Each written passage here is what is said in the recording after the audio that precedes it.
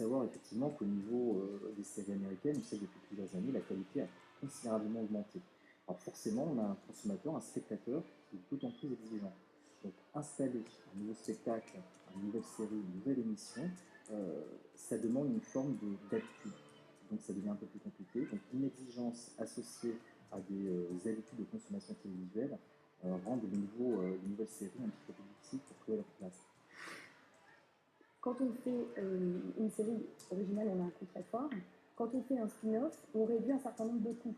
Et le coût qui va être aussi principalement réduit, c'est tout ce qui va être lié à l'incertitude. C'est-à-dire qu'on connaît déjà une partie des acteurs, ou on connaît déjà une partie de l'univers, on connaît aussi déjà une partie des producteurs, peut-être des scénaristes. Et c'est vrai que du coup, au niveau du spin-off, on a évidemment une dominante économique qui est là et qui peut expliquer que ce genre de séries dérivées augmente.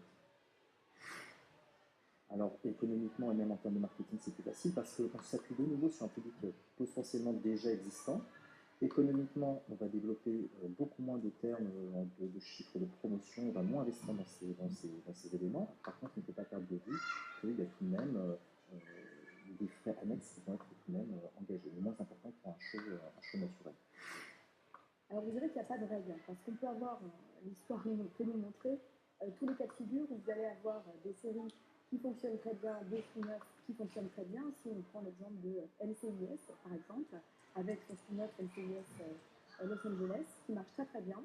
Et puis, pour cette même série, on va avoir le spin-off du spin-off, par exemple le NCIS Red, qui lui n'a pas du tout fonctionné. On peut tester des choses avec plus ou moins du coup de succès. Donc il y a des spin-offs qui ne fonctionnent pas et il y en a qui fonctionnent très très bien.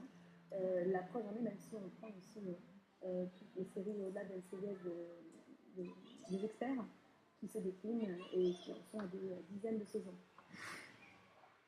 Alors, ça peut peut-être freiner certaines maisons de production sur l'écriture de certains scénarios qu'on va qualifier d'originaux.